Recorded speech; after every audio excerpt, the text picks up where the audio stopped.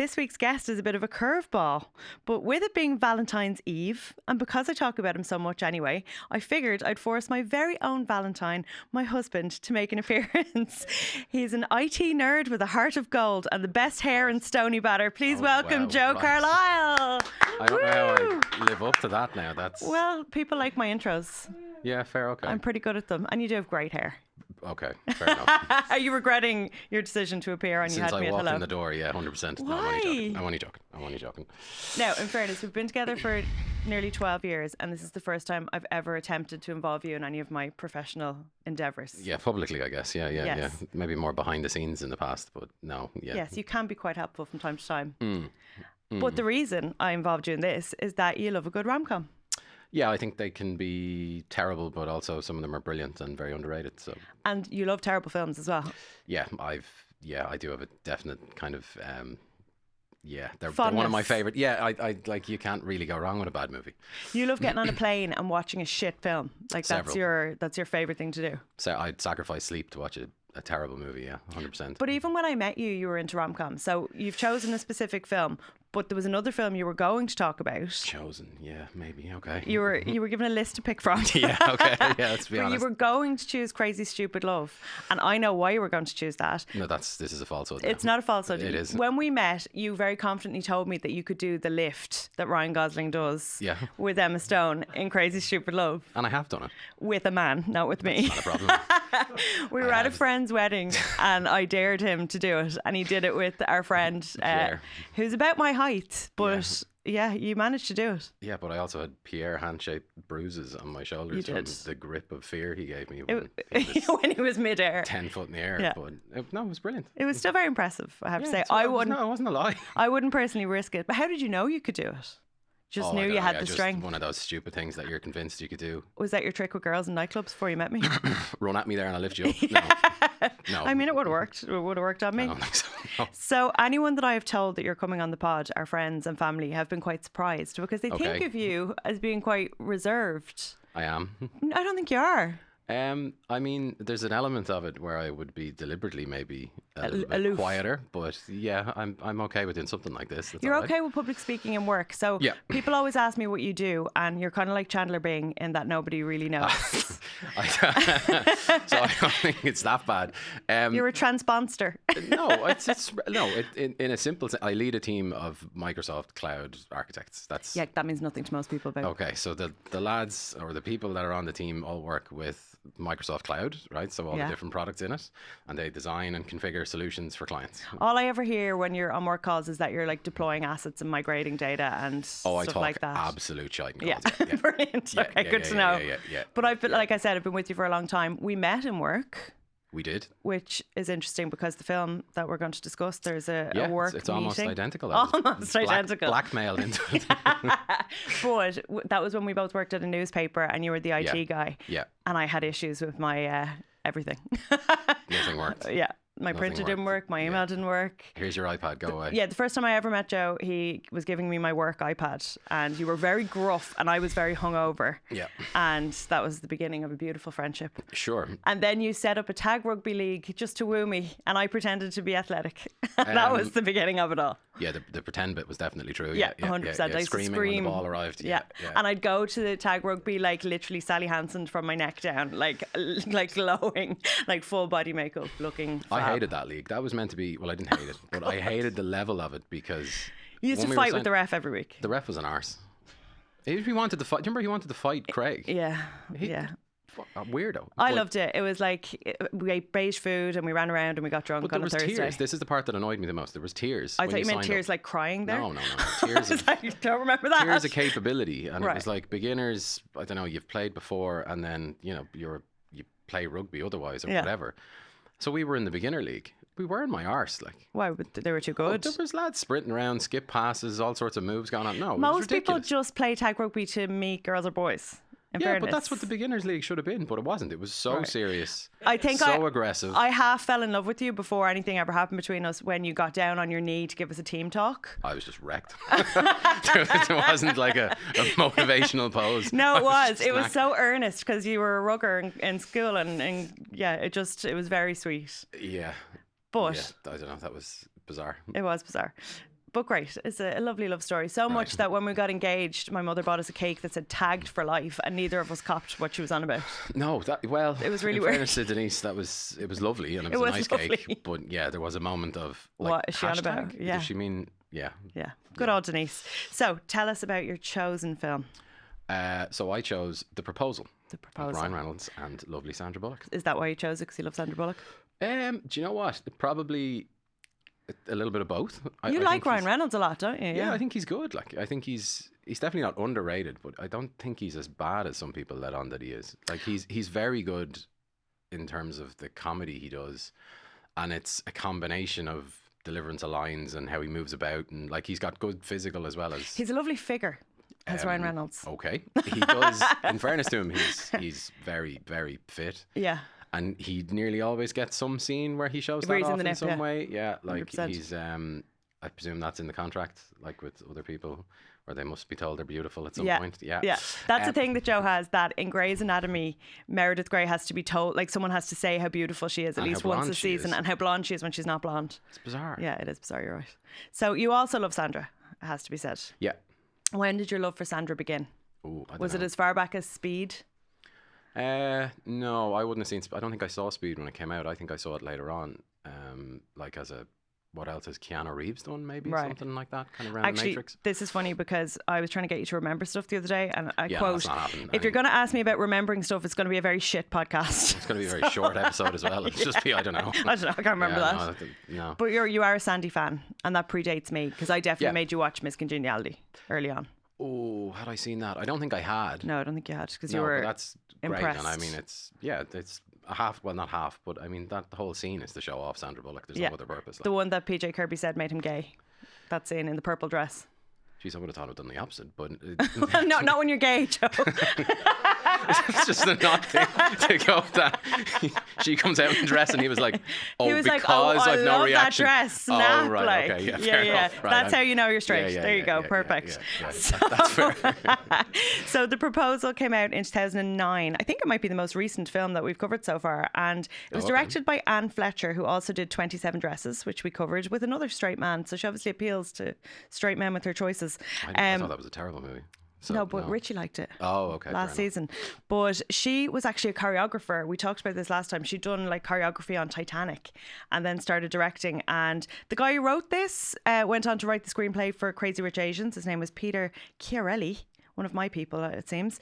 And he didn't do much more. But it was a huge success. Like it made $320 million on a $40 million budget. So very successful. And I think that's down to the combination of Sandra and Ryan, who were both very hot at that moment in time. So Ryan had just done Just Friends, which is another of your faves. Yeah, you love Just Friends, even though it's kind of offensive now when you watch it. There's a lot of problems in that. Yeah, a lot of very problematic. Yeah. But a lot of really funny bits as well. Like, and he'd done Definitely Maybe. Have you seen? I don't think I forced you to watch that. It's the one where he's talking to the child about her 3 potential mothers. Sorry. Yes, I have seen that. Yeah. Again, probably one of those. Oh, what else has Ryan Reynolds done? And that was rubbish. Yeah. No, I actually quite like it. Rachel Weisz is in it. She's hot. Don't like her. We're watching that at the weekend, so can't Fantastic. wait. Yeah, you do like her. You loved her in The Mummy. You love her. I would go as far as to say, yes. Confused her, so no. So we're watching that at the weekend. Okay. So Definitely Maybe was fairly recent. I think that was 2007 and this is 2009. Sandra had been super consistent. She'd even won an Oscar. I don't know if she'd won it at this point yet or if The Blind Side came later, but she had been acting consistently since Speed in all sorts of movies. We did have a Sandra Bullock season. We watched like that one where she goes to rehab. Oh yeah, 28 Days it's called. She did a few crappy rom-coms, but like nothing ever diminished her star power at that point. She's been very consistent, and she got cheated on very publicly by her husband just after she won the Oscar. Do you remember that fella with all the tattoos that she was married to? No. She hasn't been very lucky in love. Her poor partner died recently as well. Poor Sandra. She hasn't had a great time of it. But in the movies, she's great at falling in love. And in this film, it was a rarity because Sandra was 12 years older than Ryan, which makes sense in the context of the story, but you would very rarely get like an older woman paired with a younger man. As I mentioned, we had an office romance. We did. The highlight of my day was emailing you. It was great. And we worked together for about a year. It wasn't that long. No. About a year after we were officially together, maybe a little bit longer. To get how long we worked together for? Yeah. Oh, yeah, because I left in... You left when we were together about a year and a half, yeah. But one thing you did do on Valentine's Day that I've never recovered from was send me a that was very good. gigantic balloon. I'd say it was, 7 foot tall? Yeah. Balloon bouquet, I think is the only way. And when we work in the office together, also, we didn't just work together. Your dad was our boss. He was at the time. Yeah. And you had to go up to his office on the 5th floor and tell him we were seeing each other. Yeah, because I didn't want it to be a weird thing or something. But your sister had already told him. Yeah, So. because Shelly's a pox. But yeah, I remember being so surprised that you did that like public display of balloons. But thrilled. It was, do you know what? I was kind of like, I don't really care anymore. Yeah. In terms of it's not a problem. It's not going to be, I didn't want it to be negative on you more so. Well, I was mortified but thrilled at the same time. Yeah, had tipped Barry's Balloons. So Joe used to work for a balloon company and his best friend owns it. Yeah, so had you always wanted to do the balloon bouquet thing and this was your opportunity? No, genuinely, I don't think I've done it before that. But had you wanted to? Probably not actually, because I inspired balloons. It's part of it is the embarrassment, so you have to do it in Donald. You have to do it in public. Yeah, so Donald had done something similar for his wife's birthday. Is it birthday or Christmas? I can't remember which it was he did, but it would always be something that sang. Oh. And there'd be 2 or 3 that sang as part of it. Oh, the bears. They're singing bears. They have, you see, for our wedding, we got a lot of Barry's balloons again. So we know he'd get this delivered to her office and it would just make noise all day. And she hated it.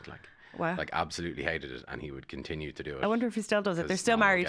We'll find out. I don't know if she's still in an office or what, but he got great skit out of it, so I was like, I should do something like that at some point. Well, I loved it. It was like perfect opportunity, Valentine's Day in an office. In the office we both worked in. Yeah, but I wasn't on that floor. Yeah, so you didn't have to look at it all day. Actually, what happened was I made you take it home at lunchtime. I was that mortified. Oh, I did actually. Yeah, I had to scoot. But it was very romantic.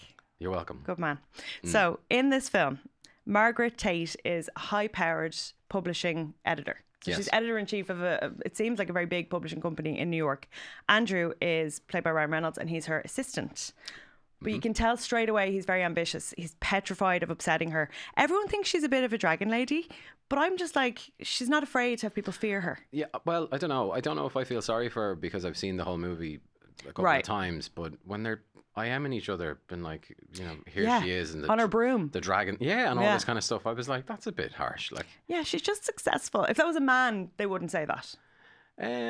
They wouldn't. Yeah, I get like she kind of storms in, but she doesn't storm in shouting abuse or causing havoc. Like, but you'll notice that in the opening scenes, she does look kind of witchy. She's wearing like a tight black outfit, and her hair is quite severe, and she's spiky heels. Very put together, like very put together. And as the film progresses, she visually loosens up a bit. Yeah, it's like her hair is all over the shop, or not like slicked back and kind of tied up, and the outfits are a bit more relaxed and stuff. Yeah. But I don't know whether that's meant to be I'm mean at the start and I'm softer at the end, it is. or of course it is, I'm in the office, so I'm wearing my office clothes. I don't know. I think in the mid-noughties there was this kind of spate of workplace films about women, like The Devil Wears Prada, How to Lose a Guy in 10 Days, and they all have this visual cue of like the professional women are scary because they're wearing tight clothes and spiky heels. And I think it's just kind of playing into that. It's like I'm so uptight. Look at my very well-fitted suit jacket type. I don't know. I think like she looks well. She looks amazing. You can't really fault it. And I think I don't know what it is. And again, I can't tell whether it's because I've seen it, but I feel like she gets a kind of a bad rub of it. No, I'd agree. Like, I agree. All these little gossips sitting around in their terrible, boring cubicles. She's just a powerful woman. She's fucking jealous. Yeah, she is a bit of a weapon. But you have to be in that kind of position. But you can tell he's kind of grudgingly in awe of her, and he's not as scared of her as the rest of them are because he's not afraid to kind of sass her back. Ooh, I'd say a little bit. Yeah. But that's kind of his. I think that's more. I think that'd be weird with another actor, as in I don't know if somebody else could do it as well. Yeah, I think it all comes down to it being them and them having great chemistry. Yeah, but is that him or is that her? Because both of them. It's magic. But then you see her in other movies, say like with that newer one, Channing Tatum, The Lost City. Yeah. Great chemistry there again. Well, maybe she's just really Channing sexy Tatum and fun. Is essentially a brick with a head. Like he is a brick with a head. I've met Channing Tatum and he was so unsexy in real life. You remember I was devastated because Jonah Hill was with him and he had more charisma and charm. Yeah, Channing has a bit of potato energy, I won't lie. But I just think Sandra's really sound and fun and gorgeous, so everyone just likes her. Yeah, and I mean, I'm sure. Well, I don't know what he was doing at the time. I don't know if he was single or married or what. But like, I'm sure he was married. He'd like have to be somewhat into her. Like, yeah. But she even has great chemistry with like Melissa McCarthy in Spy, another of your favourite films. That's just a funny movie. Like, Yeah, you but can't fault I that. just think people play off her well. I think she's very well liked. Yeah, I think she's better at the comedy and the physical comedy than maybe she gets credit for. Like, it's kind of, oh, she's a kind of a romantic star and she looks great and everything, and she's fucking hilarious in some of those movies. Like And amazing physical acting. Yeah. Especially in this film. We'll get to that. Like watching it, as I always do for the pod, with this critical eye, I was like, wow, she's really like free with her body, but also very controlled at the same time. It's a really hard thing to do. It's like dancing. Like, it's like you have to be loose and limber, but also it's like choreography almost. Yeah, well, I mean, I presume it's those two scenes that dance and the one which is in the nip. Yeah. Like, you really have to go and I presume commit to doing something like that, 100%. otherwise it's going to just look really weird and awkward. So the premise of the film is that Margaret is Andrew's boss, and she's Canadian, and she has let her visa lapse, but she doesn't think that it matters. It's quite funny and quite bold. She says, like, they're not looking for publishers. It's not even like I'm an immigrant. I'm from Canada, for God's sake. They're looking for terrorists, not book publishers. And it's like, yeah, fair. They are, like, you know, America. Showing your kind of ignorance and privilege and everything else there, but I mean, you're meant to believe she's that much of an idiot. Totally. Yeah. And she doesn't believe basically that she's being deported until she's hauled up in front of the big boss, who's like, you literally have to leave the country. Yeah. Get out. I did find that was funny when she's like, oh, I could probably run things from Toronto, and I was like, yeah, what's the problem with that? Yeah, now you could. Yeah, it's like not going to make a difference. Yeah, now like literally be on Microsoft Teams all the live long day, but then you had to be there. I think with book publishing as well, it's more of a face-to-face business. That's kind of why I really like this film more now that I have an insight. You know, when you like, do they ever make films about IT? I mean, probably the only thing that's of note would Social Network? Maybe, but the IT crowd is probably the most realistic, genuinely realistic version of it. Like, turn it off and turn it back on again. Loads of that. Don't push that red button. It's the internet. There's a lot of it. Like, interesting. And the two lads, even though I don't really like Richard Ayoade or Chris O'Dowd. No, so they actually are very good at playing awkward IT people. help desk people. Yeah, I can actually attest to that. So this is sort of an enemies to lovers story, which is very hot right now in literature.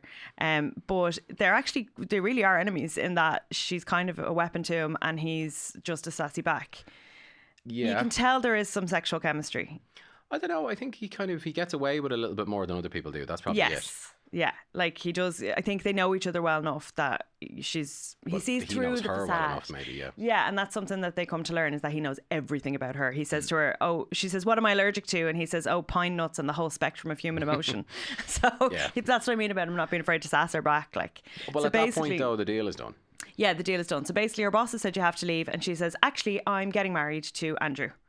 And Andrew is so kind of half terrified, and he knows he's put in the groundwork with her and he needs her to stay so he can get a promotion. So he's just going along with it at first. He just does what he's told. Yeah. But he very cannily kind of makes a deal with her. He's like, if I do this for you, if I marry you so you can stay in the country, you're going to promote me to editor and you're going to publish my book. After he finds out that if he does this and it's proven false, it's a felony and he's got a fine and years in prison and stuff. I think up until that point he's like, yeah, whatever. Oh, I kind of have to do this. And then he says, actually, no, I don't. I mean, I think that's a thing that happens in the States with their kind of policies. A lot of people do just get married for visas, and it is just a business transaction. I don't know. I'd love to see if. Well, I don't. I wouldn't love to see. I wouldn't even turn on a show about for 5 minutes. But out of curiosity, like 90 Day Fiance, because we can watch that. I'd read a short brief or a short article on what actually happens, because I find I can tell you, the immigration guy really kind of hams it up. Yeah, so I don't know how accurate any of the immigration stuff is in this, especially towards the end. You're thinking like they wouldn't actually get away with this, but we can watch 90 Day Fiance. We're going to Alaska this weekend. Like, surely he'd be like, sure, show me your flights. Yeah, there's stuff like that. Booked. You're like, there's a lot of odd stuff. I don't really, there's plot holes everywhere. It's for the plot. We'll just go with it. Yeah. So basically, he says to her, "Look, I have to go to Alaska this weekend. It's my granny's 90th birthday. You're going to come with me." And because she has to prove that she knows his family. So she says, "Oh, we're meeting this weekend." Yeah. So they fly. We tried to work out how far away it was. They fly from New York to Sitka, Alaska, which is I think it was 6:15, 6:20 or something right. like that. So long enough for a weekend.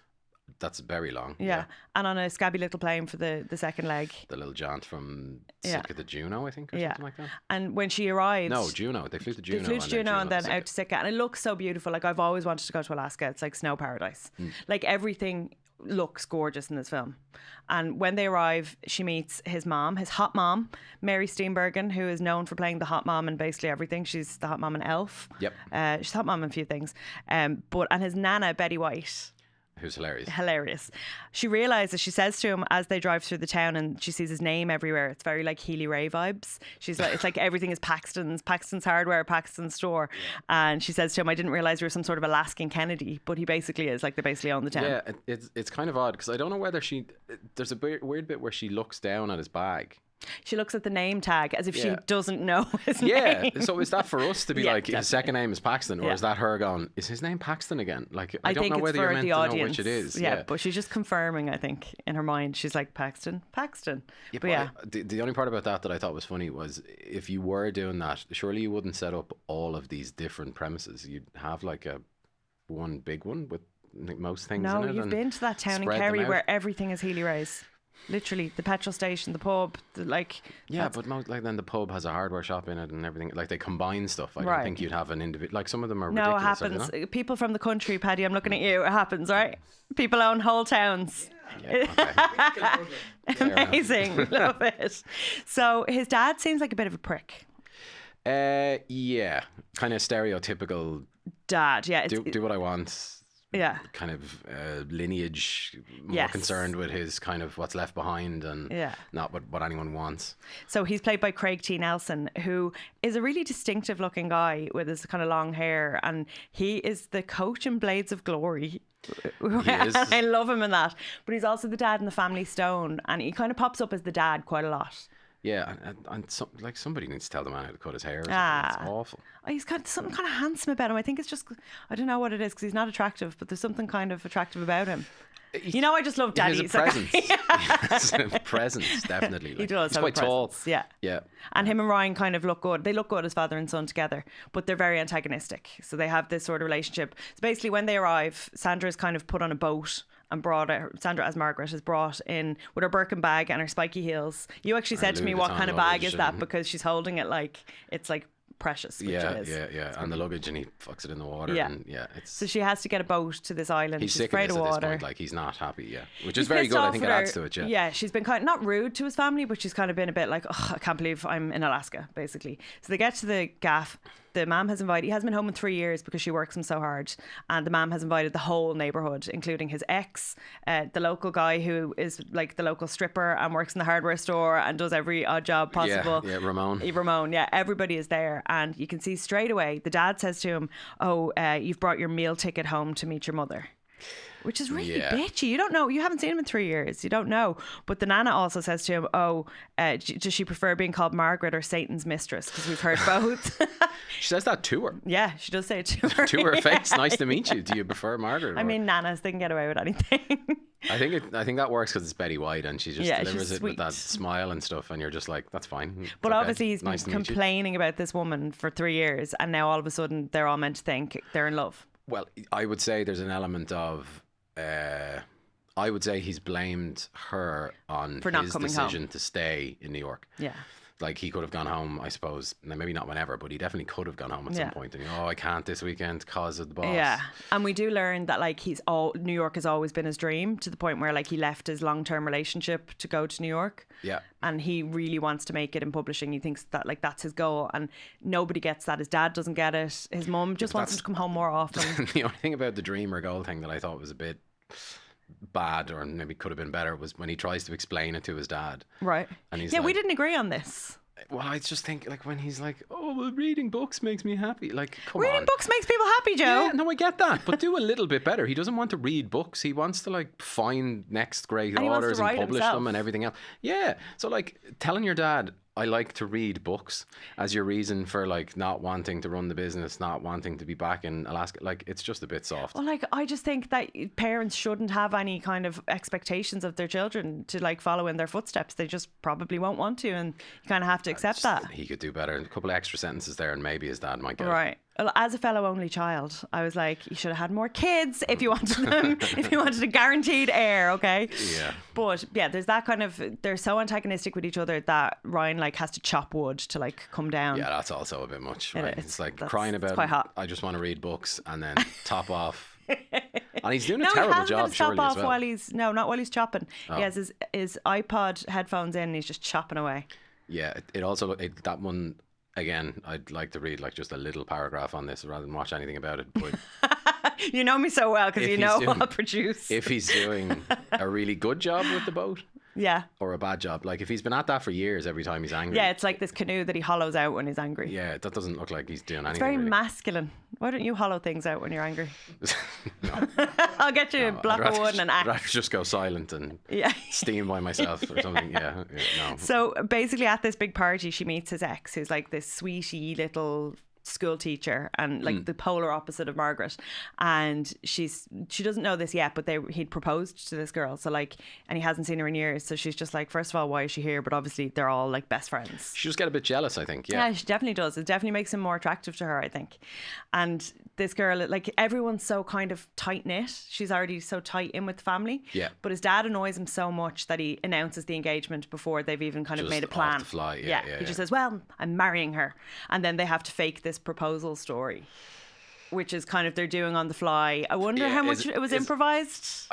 You can't really tell because you can't. The way they do it is quite good. I think it's quite funny. I Yeah. think there's some of the stuff is ridiculous about him crying and the rose petals. Yeah. And We him trying to made make- a paper mache heart. Yeah, that's brilliant. Yeah. Like, but it's kind of believable at the end Yeah. where they kind of bounce off each other and you're kind of going, oh, actually, no, you can kind of see that it would be that kind of all over the place. Yeah, and they're forced to kiss each other, and that's the first moment that you see this spark of chemistry. They On the both second kind of kiss. lean into the kiss. And On the second one, yeah, the first one is essentially, I don't know, embarrassing for peck. all parties. Yeah. Do you want to tell our proposal story? God, no. Why? No. Well, I was really hungover. You can tell it if you'd like. Well, yeah. I'll tell my side of it. Okay. Because that's all I know. You'd managed to very sneakily have the ring made and everything. So did. it was a good job. I liked Designed it. and made. Designed and made. And I never even copped. I was like, he could have been having an affair and I wouldn't have known what he was doing. Wow, that's nice. Yeah, well, you could have. Because I like to think of myself as quite savvy and Okay. knowing what you're up to most of the time, but I was surprised. But basically, I was really hungover. I'd been at a photo shoot and I came home with a foot-long meatball sub from Subway. Jesus, I thought it was tuna or something No, it was a meatball sub. less No. kind of disgusting. It was but all right. disgusting because I was hungover. And I got to our front door at the time, which had a glass panel in it, and all I could see through the window was fire. And I didn't know that he was even there. So I panicked and was trying to open. I was like, the dogs are in there. The house is on fire. So I walked in, saw that it was actually loads of candles. It wasn't even loads. I think it was 2. No, it was more than 2. Why This would is you the just light- problem, right? Sorry, This for is your the problem, romantic right? proposal, why would you just light 2 candles? Well, I didn't write loads because it's a house with dogs in it. I'd Like say 5. I'd say 5. So you start with like through the glass panel, and it's Yeah. like I saw a fire Yeah. instead of like like a flickering. Why would there be a flickering flame? Because it would be nice. Well, it ended up nice. But basically, I walked Jesus. in, copped what was happening. It was the first time he'd ever bought me flowers, and there were roses there. So I copped what was happening. The dogs were going mental, jumping up. Yeah, they yeah. were. They were jumping up at me because I had a meatball sub. I dropped the meatball sub at the front door, Yeah. and it was just sitting there. And then I completely blacked out. So I don't Oh. remember any of it. I remember later on being like, "Can you do that again?" Because I don't remember. Yeah, and that's never happening. No. No. It's a But you one-time. did get down on one knee, and you did did. give me the ring, and I felt like I had to. I think you should, I guess. Yeah, Well, but- I mean, propose however you want. But yeah, because you didn't for ask me my it dad was- because I would have killed you if you'd asked for permission Yeah, to I marry kind of me. copped that. And that's nothing to do with Gino. It's more to do with you. Yeah. That I wouldn't have liked that. no, it wouldn't have been a runner. No. Yeah, I get why people do it, but I personally wouldn't have liked it.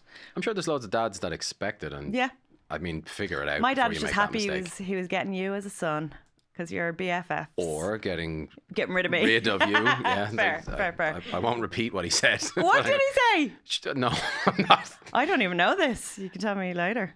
And I can kill him. well, Oh no, he did. He said something terrible. Okay, go- Sorry. Yeah, no, we can't say that. Gino, we're saving you. Yeah. We won't say that out loud. Yeah. But it was very romantic. Sure, it was good. It went well, which was tricky because it could have gone. Well, you like, know with I the was gonna dogs say and yes. everything. It was going to be. Oh, well, the yes bit. No, I wasn't actually No, nervous you about that. knew. Yeah, that's what I mean. I wasn't nervous about the yes bit. Yeah. I was nervous about getting The all actual of the act bits of to it go all. in sequence and it to go Yeah. okay from that perspective. Because originally I was like, oh, maybe somewhere in public, like something that's significant to us. And then as I thought about it, I was like, I'd We hate both that. hate that. And she'd really hate it. Yeah. And then and I mean, I don't know if people like. A lot of people get like proposed to in random place like Trevi Fountain or the Eiffel hate Tower and I don't know the Yeah. Halfpenny Bridge, all this kind of like I'd be like, what are landmark you stuff. doing? Get up. So, but the part that I don't ever understand, or maybe this is why I think through things too much, is that the act of it's fine. So you're on your knee, you say yes, you stand up, you hug, you kiss, everything's great. What do you do then? And then you're standing on the Halfpenny Bridge, or you're standing at the Eiffel Tower, and you're like, will we get on the metro and go back to the hotel, or will we go Whereas for a you drink? you had Prosecco ready. Yeah, dinner I booked. booked the dinner. Yeah. Something to do, because otherwise It was beautiful. you have fidgety energy after it. Like, You know, that was 10 years ago this year. yeah, but we were able to. Did we FaceTime at that point? We did. My family, your family. Yeah, we FaceTimed We were everyone. able to FaceTime at that point. Everyone cried. It was beautiful. Yeah, it was when Dad was on a bus. Yeah. Mum was at home. Your mum was in the supermarket. Shelley was in work. Everyone was somewhere because nobody was expecting it. You didn't tell anyone. Yeah. You hadn't told anyone, had you? So in this film, their proposal story is very silly. Yeah. And it's a wonder anyone believes it, but they do. And so much so that the mom is like, right, we're taking Margaret out to get pissed and go see the local stripper. Now, I was always very confused watching this film because everything takes place in daylight. But in Alaska in the summer, it doesn't really get dark at all. Like, it goes like a bit dark for like 4 hours in the middle of the night. I don't think there's a scene at night. No, there isn't. No. Even when like they're in bed, it's like bright out. Yeah. So she goes to see the stripper basically, and who's Ramon, who does all the odd jobs. And when she comes home, she's covered in his stripper oil, and she's been talking to Gertrude, the ex, and she's realised just how deep their relationship was and why. And how nice a guy he is. Yeah, like I don't think she's ever seen him as a real person. She's only seen him as her assistant. Like she hasn't seen him as a guy until now. Now it helps that he's very wealthy and his family are lovely and they've loads of property. Maybe that kind of opened up her eyes because she's actually an orphan. She says early on that her parents died when she was 16. Nobody. Yeah. And she's very clearly like an emotional vault. Like she doesn't let anyone in. Yeah. So what happens is she comes back, she's covered in stripper oil. Andrew's been out hollowing out his boat. They're both very sweaty. She goes to get in the shower. Yeah. And there's a very cute little antagonist in the dog film. is brilliant. Called Kevin the dog. Yeah. And he basically hates her because she hates him. Yeah. And he's just... Hang on, wait. She does try and feed him to an eagle before this. So... Offer him, yeah, to the eagle. First she rescues him. Yes. And then she's like, the eagle takes her phone and she's like, give me the phone, take the dog. Yeah. Which I can't relate to because the dog is precious. But there is this running joke that the dog hates her and just barks at her and kind of terrorizes her. So she finds herself without a towel. She has to get past the dog to get a towel. Andrew's stripping into his nude on the balcony, which I thought was really weird. You were like, he's too warm. Yeah, I get it. But he's like, I'm going to have a shower, so I'll get in the nip. Yeah, but he got fully in the nip. Boxers off and everything, standing outside. But that's how you get in a shower. I don't know, boys are so weird. Like I would derobe fully the part in the that bathroom. The part that was odd was he does it on the balcony for me, like. But he also looks around as if there's anybody there, like. I think he wanted to show off his lovely figure. Unless like his ma's on the lawn, and he's the grass or whatever, and she's like. It strikes me as a naked house. You know, a house where people just walk around in the nip. No, thank God.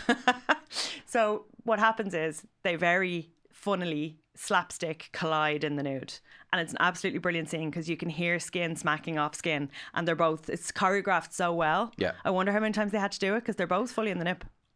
I don't know. I think the smack thing really makes it, but you know when you watch something, you know what's that career called where they make the noises in the background? Foley artist. Right, that ruins everything for me now because that smack, which is like a wet. It's oily. Yeah, there's no way that's two humans. No, like, of course not. Yeah. You know, it's almost probably two fish. It's like a cartoon almost, but whatever way they wedge themselves together is brilliant. Yeah, it's brilliant. And there's no way they got that right the first time. And now we know in these days there's intimacy coordinators. I wonder if they had them in 2009.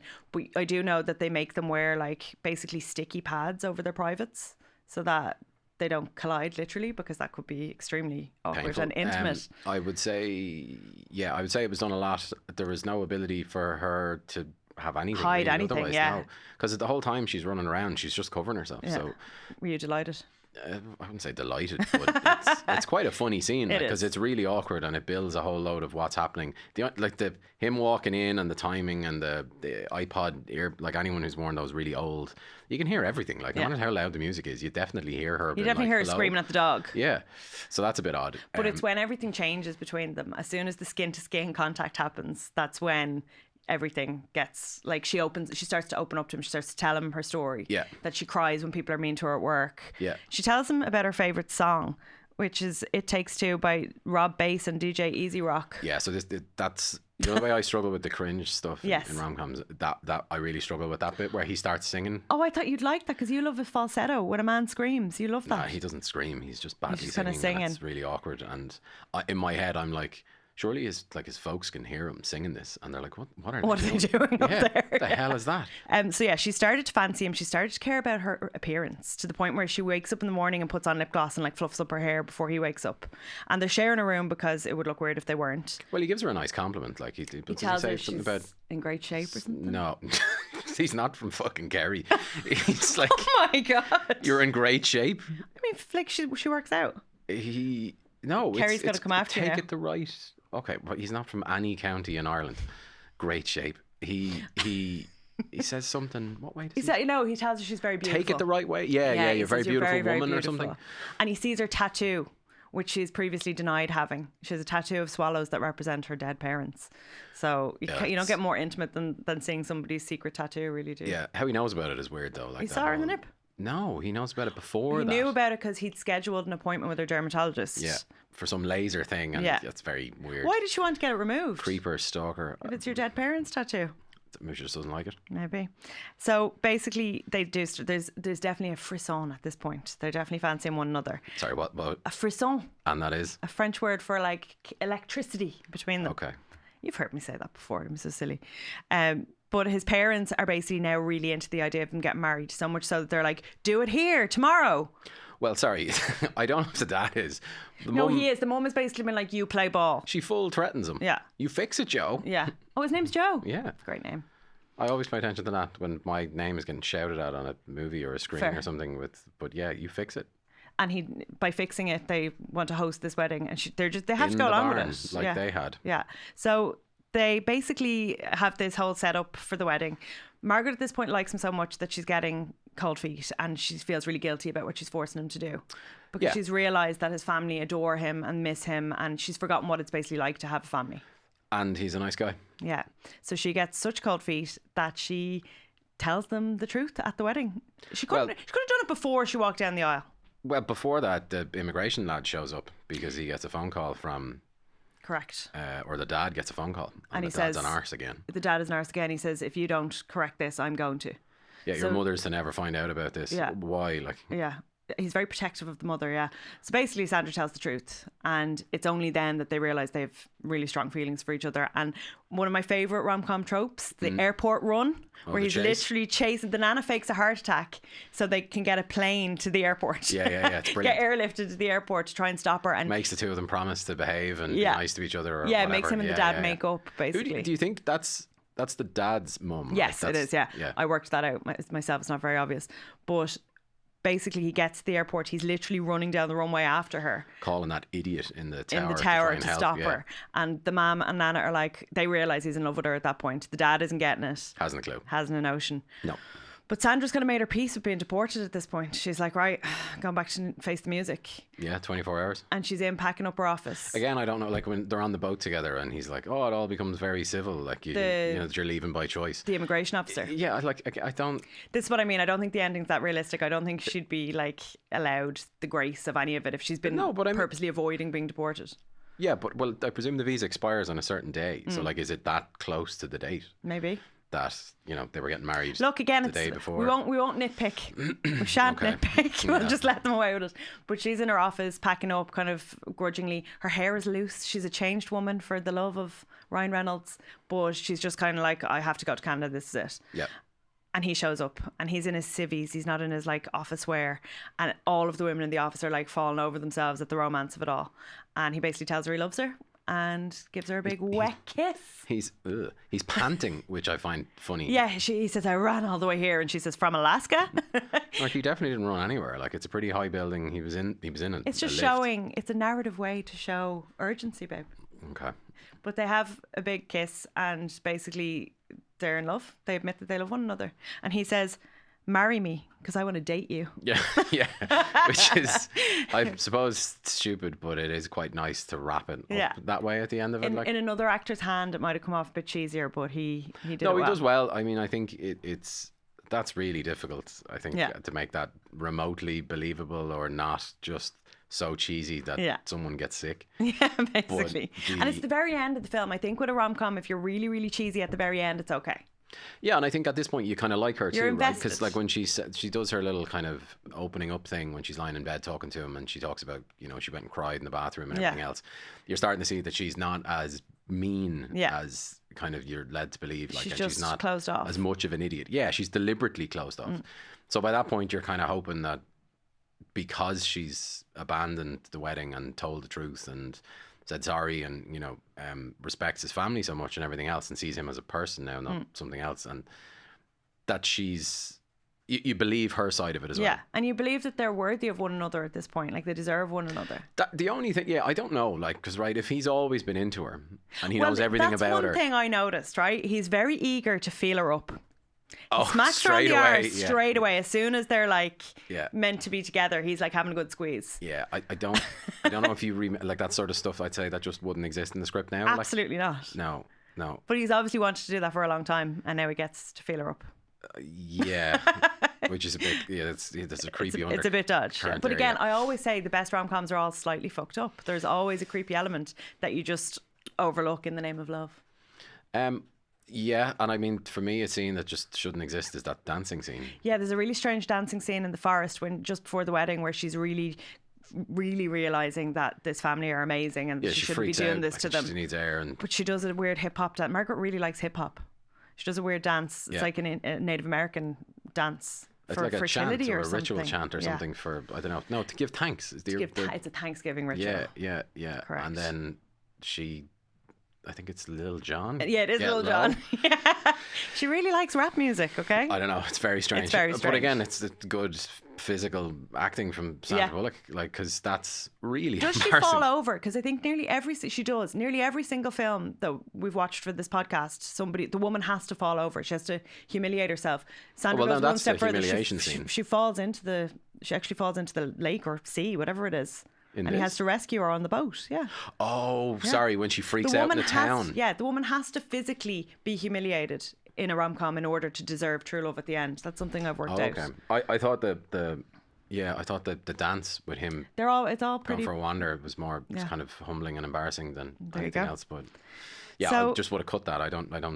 It just that I was just wise, and it's really long. The for dance what- scene? Yeah, like Maybe she insists upon it. it's Maybe she longer than it likes the needs to be, dancing. like. Yeah. So it ends well. The immigration officer just kind of backs off. They're like, we're actually getting married now. And there's kind of a jokey sequence at the end that's not funny enough to be in there. I think they should just It's chop like a that. cut kind of Yeah, it's like scene of he's people questioning talking them. and stuff. Yeah. It's not It's very weird. good. Ryan Reynolds is kind of almost like he's breaking the fourth wall. Like Yeah. he's talking to us, and then everybody else is doing a weird interview, and they're not all there that much. And Yeah. To me, they should have cut it at the kiss at the end. That was enough. I don't. I don't really. Yeah. I see what they were going for. They didn't quite get there. Yeah, skip so the credits. Joe, how many cheesy popcorns out of 5 would you give the proposal? Oh, so I'm mean. Probably, I think 4 is fair. I think 4 is fair. Yeah, I think they're both brilliant. I think there's a few odd bits, and the story is obviously originally based on kind of blackmail, which is a bit dark, but Yeah. I think it ends nice, and it doesn't end with anything too odd, or it Yeah. doesn't go too far in terms of wrap up. So you kind of, it's a nice little emotion, kind of hour and a half. You're It kinda is, happy at and the it's end. snappy as well. It is. You're right, Joe. Thank you for coming on my podcast. You're welcome. I'm thrilled, and maybe you can come on again next season. And now that you're used to me, you can come on and do a little update. You can do Crazy Update? Stupid Love. No, maybe. Okay. Maybe I'll have to be arm twisted again. Thanks, Sorry, Dave. I'll have to be told what to do again. Yeah, exactly. Yeah, basically, yeah. So happy Valentine's Day from us. Yeah, absolutely.